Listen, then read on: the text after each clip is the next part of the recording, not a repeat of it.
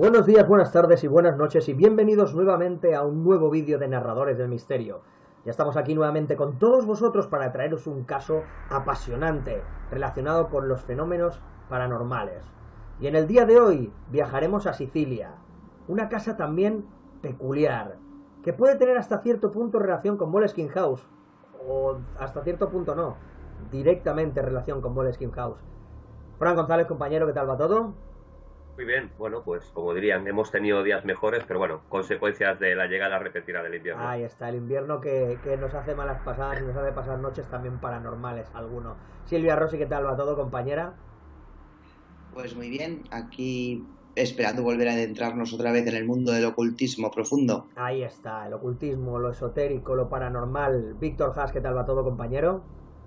Hola, muy buenas noches, compañeros. Pues sí, la verdad además hoy un tema bastante interesante, al igual que la otra casa del gran mago negro Aleister Crowley, que seguro tampoco dejará indiferente a nadie. Ahí está, no dejaré indiferente a nadie, porque nos apasionan los casos directos y porque creíamos que había que hacer un vídeo sobre este lugar en cuestión.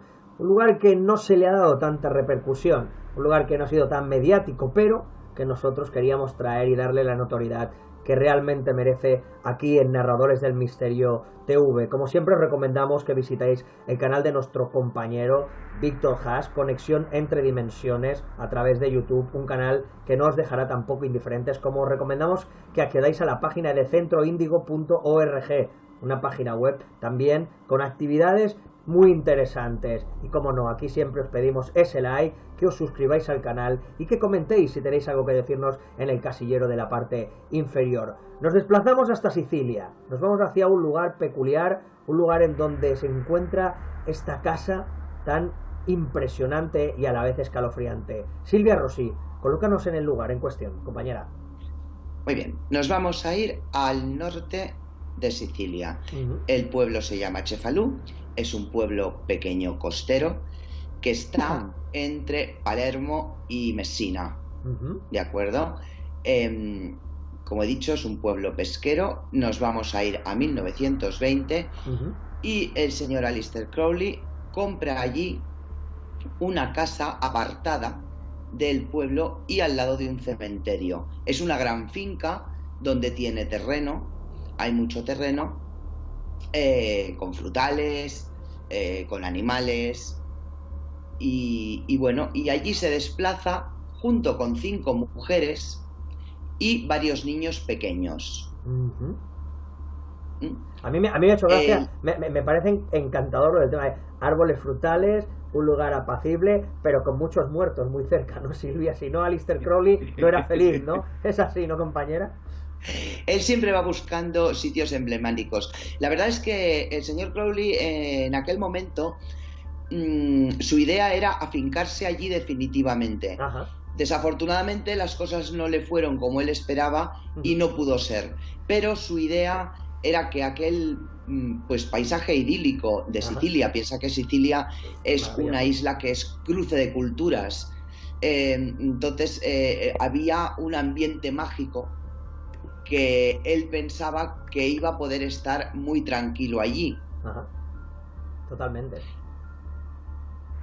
¿Qué pasó? Bueno, vamos a empezar porque los lugareños empezaron a encontrarse pues muy fascinados por esta comitiva de un hombre inglés rodeado de mujeres jóvenes y niños pequeños.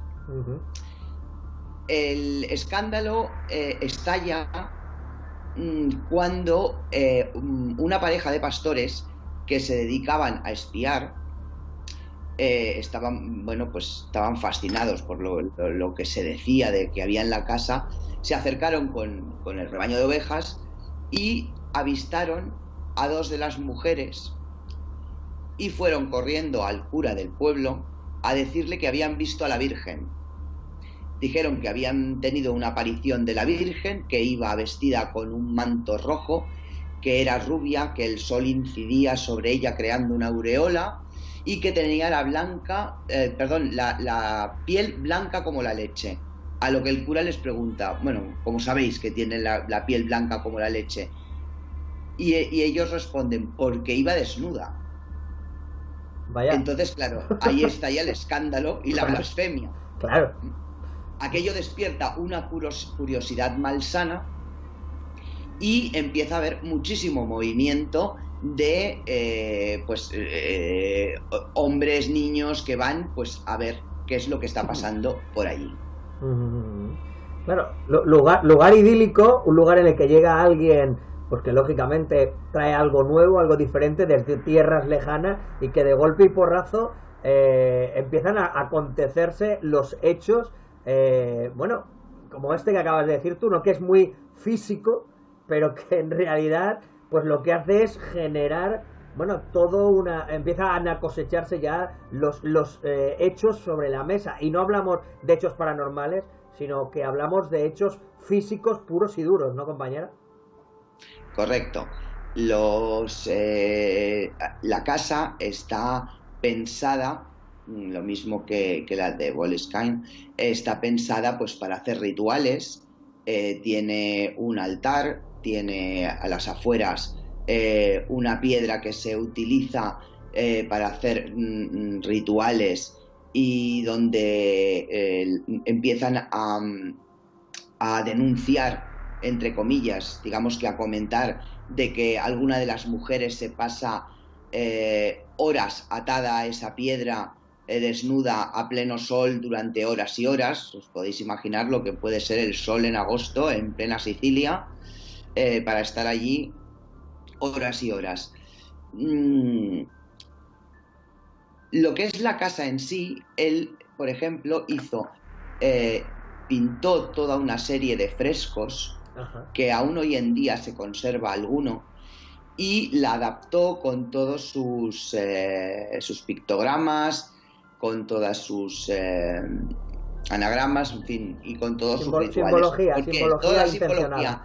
Exacto, porque él lo que hizo allí fue fundar, la religión ya la había fundado unos años antes, pero fundó esta filosofía, digamos que la llevó a práctica, y allí llevaba con sus adeptos toda una serie de rituales oscuros, que por eso la casa se la conoció como la Abadía de Telema. La Abadía de Telema.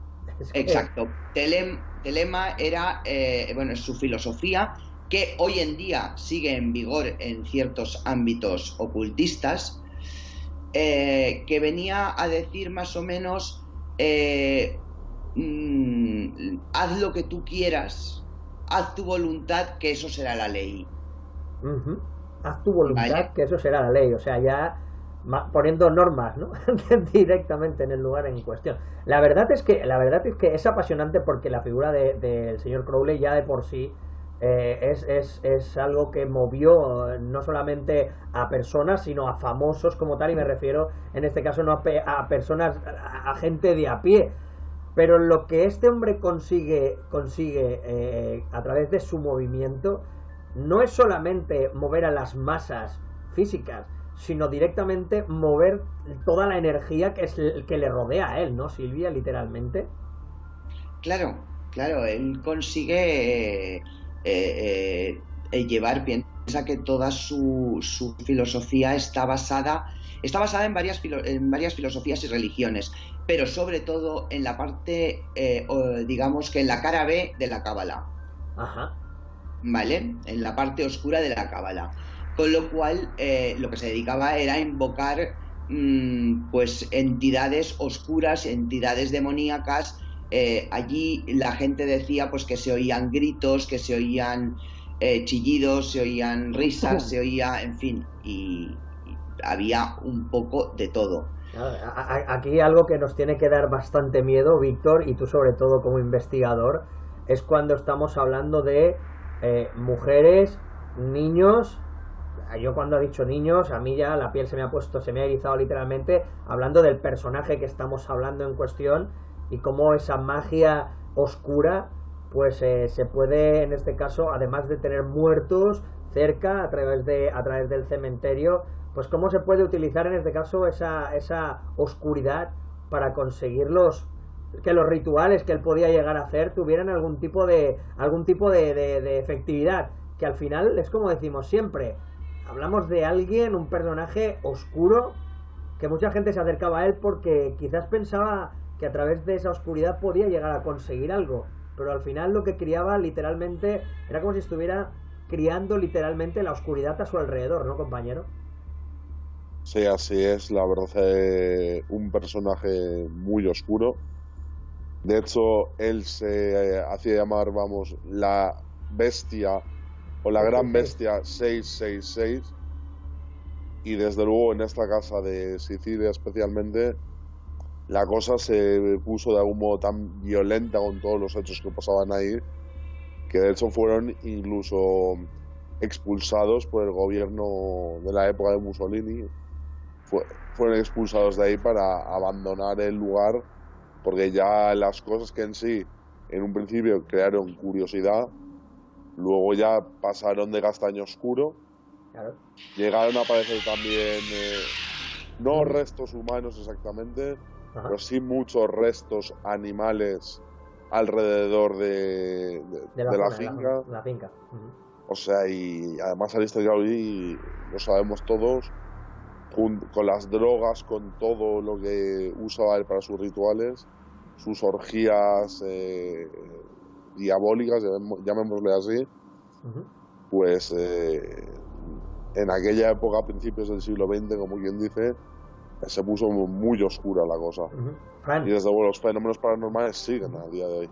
Fran, hablamos literalmente de que Crowley lo que hace allí directamente es su aquelarre personal, o llamémoslo como queramos, simplemente se rodea de mujeres, rituales, la droga campa a sus anchas, como bien ha dicho, actos sexuales de todo tipo, y al final también encontramos, bueno, pues misas o rituales en los que hay sacrificio de animales. Estamos hablando de un nido o literalmente un caldo de cultivo que no podía traer nada bueno, ¿no, compañero? Claro, en este telema, como ha dicho antes Silvia, de que primaba la voluntad, ¿no?, de hacer lo que cada uno le dé la gana. Fijaros que en todo el decálogo que había otro que decía que el camino para llegar a los profetas era el alcohol y las drogas. O sea, y que era algo que todos los seguidores tenían que tener muy claro, ¿no? Pero no obstante, bueno, ya vemos todo lo que envuelve a la figura. Lo ha comentado antes Víctor también, ¿no? E incluso el propio gobierno de Mussolini hizo una orden de expulsión del país, pero no sé, creo, Silvia, igual me estoy equivocado, pero creo que al final fue por espionaje, no por otra cosa. Ahí está, Silvia, vamos a continuar la historia, porque la historia continúa, todo esto, se oían gritos, se oían cosas extrañas, el pueblo estaba todo sublevado contra este señor en cuestión, pero claro, es que lo que estaba sucediendo allí se salía totalmente de lo que por lógica tenía que ser un lugar, como bien dices tú, ¿no? Hermoso, apacible, solariego, que bueno, pues que nadie espera, ¿no?, que sucedan este tipo de acontecimientos, ¿no, compañera? ¿Por dónde continúa la historia? A ver, cuando este señor se afinca en Sicilia, llega una orden de Roma, ¿vale?, por parte de Mussolini a la comisaría de Cefalù, pidiendo que se investigue a este señor, porque lo que temía Mussolini es que fuera un espía, en efecto, de que fuera un espía británico.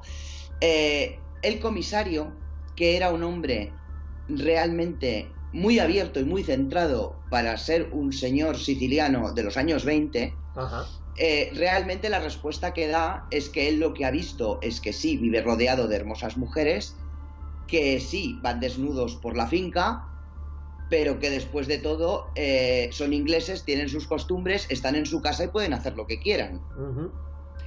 Con lo cual, bueno, el comisario consigue ponerse en contra a la policía de Roma, al cura, en fin, a todo el mundo. Obviamente el comisario no tiene pruebas de lo que está pasando allí dentro de noche, o durante el día, obviamente.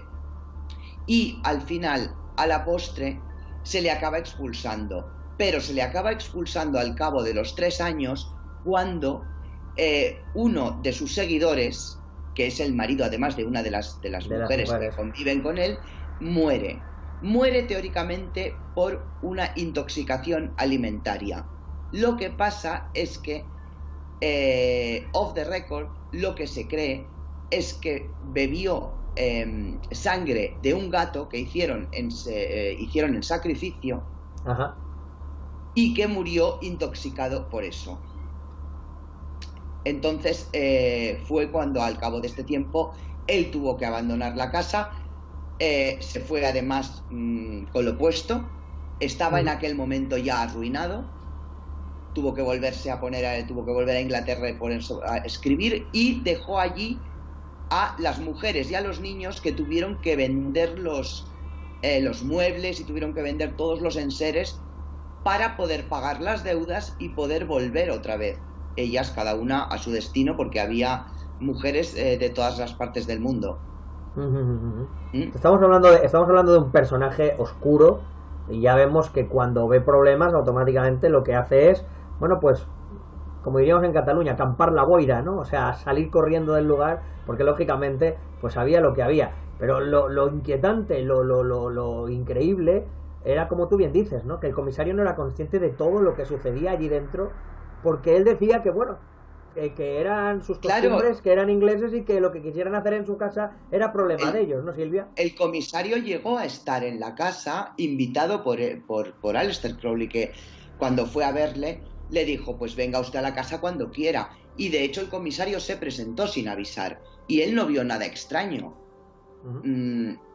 Lo recibió en el jardín, veía que todo pues era normal, pues aparentemente, y todos sabemos lo que son las habladurías de un pueblo. Claro. Claro, él no estuvo en su habitación. La habitación de él, por ejemplo, referente a lo que decía Fran, tenía una inscripción con unos frescos pintados en el cabecero de la cama que decía, mírame a la cara y experimenta con el brandy y con la cocaína. Por ejemplo. Claro.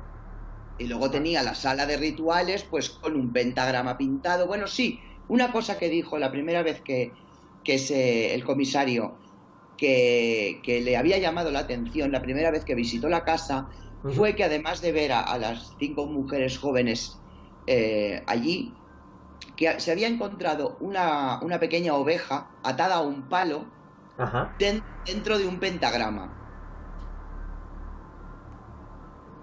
Pero que, bueno, no le había dado mayor importancia. Después de todo, la oveja estaba viva y cada uno dibuja en el suelo lo que quiere. No sé si me explico. Sí, claro, no nos explicamos, pero vamos, es como decimos, quizás era la época y quizás era, bueno, pues que la gente de esto pues como que no le daba mayor importancia o mayor relevancia, ¿no, Fran? Pero al final, cuando tú ves un pentagrama y ves una cabra al lado con una cuerdecita, es muy probable que cuando saliera del comisario, pues ese animal acabara siendo sacrificado en algún tipo de ritual macabro, en este caso del señor Aleister Crowley, con las intenciones con las que él realizaba pues esos rituales, ¿no, compañero? Claro, también estamos hablando sobre el informe que dio el comisario, pero no realmente lo que pudo pasar con el comisario, las conversaciones que el comisario tuvo con Crowley, ¿no? O bueno, quizás al comisario también tuvo alguna invitación al alcohol, no lo sé. Claro, estamos haciendo una suposición. Una cosa es el informe y posiblemente otra muy diferente es lo que aquel hombre viera allí dentro, ¿no? Aquello que algunos ahora lo dominan como la comunidad hippie antes de que los hippies existieran, ¿no? Entonces, bueno, lo que sí que está claro es que, así como en la otra casa que vimos anteriormente, lo que había habido era un ritual inacabado, aquí sin duda lo que hubieron fueron muchos rituales. Hubieron muchos rituales y también inacabados, porque Víctor, como hemos comentado, él se va de allí, lógicamente expulsado, y las personas que se quedan son las que tienen que hacer ventas de enseres y de todo para poder, de alguna manera, subsistir y poder volver a sus lugares de origen. Pero el caldo de cultivo, todo lo que había hecho Aleister Crowley, se queda en el lugar y en ese lugar continúa, ¿no, compañero? Pues sí, ahí continúa y continuará a día de hoy, ya que creo que además la casa está actualmente en venta. O sea, a ver quién es el valiente se atreve a comprar la casa. Yo desde luego no me atrevería, y desde luego lo que está claro es que con todos los rituales que se han tenido que realizar en este lugar, al igual que en la casa escocesa, es un sitio que debe estar cargado, muy cargado, y posiblemente muchos vórtices abiertos. La diferencia es que la casa escocesa se quemó, por lo menos, pues, aunque sí, como yo digo siempre, no está en las paredes, está en el lugar. Entonces, claro, Eso Silvia, es. yo la pregunta que quiero lanzarte ya y para ir cerrando este asunto, pero estamos hablando literalmente no de una puerta abierta, sino de muchas puertas abiertas, de muchos vórtices abiertos y de que lógicamente los acontecimientos en el lugar estaban más que justificados a raíz de su llegada allí y lógicamente una vez se fue, pues como tú bien dices, trabajo de magia inacabado, al final las consecuencias acaban llegando, ¿no, compañera? Mira, ya no es solo inacabado, es de estos sitios que, contando de que la casa está en ruinas, porque la mayor parte de la casa, el techo está hundido y, bueno, está, en fin, bastante deteriorada, pero la gente se sigue, aparte de los actos vandálicos que hay y de la curiosidad y de, en fin, de que hay mucho Normal. tránsito de gente, pero siguen yendo seguidores de Telema para hacer rituales. O sea, hoy en día se siguen haciendo los rituales tales y como los hacía Aleister Crowley allí en esa casa. Con lo cual no estamos hablando de vórtices que se quedaron abiertos, estamos hablando Que se siguen abriendo. de perpetuas puertas que continúan allí. Y la gente que ha entrado allí normalmente tiene una sensación de espeluzne importante. Claro, es que es normal. Estamos hablando de un lugar cargado, muy cargado energéticamente y no precisamente, como bien dices, Silvia, o sea, en este caso decías tú, no de precisamente de fuerzas de luz, de bienestar, sino de todo lo contrario, de negatividad. Además, en el momento que se hacen rituales de sangre, ya sabemos que lo que estamos atrayendo precisamente no es vivo, sino muerto. No es en este caso positivo, sino negativo. No es precisamente luz, sino oscuridad. Con lo cual, si además a día de hoy, siglo XXI, todavía se siguen haciendo allá rituales y todavía siguen aconteciendo cosas que se escapan a la normalidad, al final, Fran, es normal que ese sea un enclave fantástico para todos aquellos que se relacionan con el mundo satánico o con el mundo oscuro, ¿no, compañero? Claro, pero no solo con el mundo satánico y oscuro, ¿no? Varios ídolos de la música han idealizado, han continuado idealizando al señor Crowley. Entonces es alguien que se ha mantenido presente en varios ámbitos, no solo en el ámbito ocultista. Está claro. Es un lugar que, sinceramente, teníamos que traerlo aquí, teníamos que ponerlo en contexto y que conocieras su historia, porque Aleister Crowley pues, fue un personaje que pasó por el mundo pues dejando semillas del mal allí donde se desplazaba, y desgraciadamente las semillas del mal estaban justamente relacionadas con que él era alguien que creía en que aquello podía tener alguna aportación para su vida cotidiana, pero al final, como bien has dicho, Silvia, ¿no? Acaba teniéndose que huir de allá, arruinado literalmente. Y bueno, la historia de Aleister Crowley desde el momento que se marcha de Sicilia, ¿cuál es, compañera? Bueno, todavía le queda un recorrido porque todavía vive 20 y tantos años más. Yo creo que sería interesante dejar para otro programa lo que es la vida de él y cómo llegó, hasta dónde llegó y lo que llegó a conseguir. Un día tendríamos que hacer un monográfico específico sobre el personaje, no los lugares donde vivió o lo que en ellos hacía, sino sobre el personaje de Aleister Crowley, y lo apuntamos para futuros monográficos. Ya sabéis, si os ha gustado este vídeo, recordad darle al like. Os aconsejamos que os suscribáis y le deis a la campanita para que cada vez que hagamos un vídeo os llegue la notificación y podáis verlo automáticamente, y sobre todo comentarnos en este caso, porque para nosotros es importante, y sobre todo recordar, respondemos. Si vosotros nos hacéis cualquier tipo de consulta, vamos a responderos directamente. Despedimos a nuestros compañeros. Fran González, un fuerte abrazo y hasta el próximo vídeo, compañero. Un abrazo. Silvia Rossi, compañera, un fuerte abrazo y hasta el próximo vídeo. Un abrazo. Recordar centroindigo.org, y Víctor Haas, compañero, un fortísimo abrazo.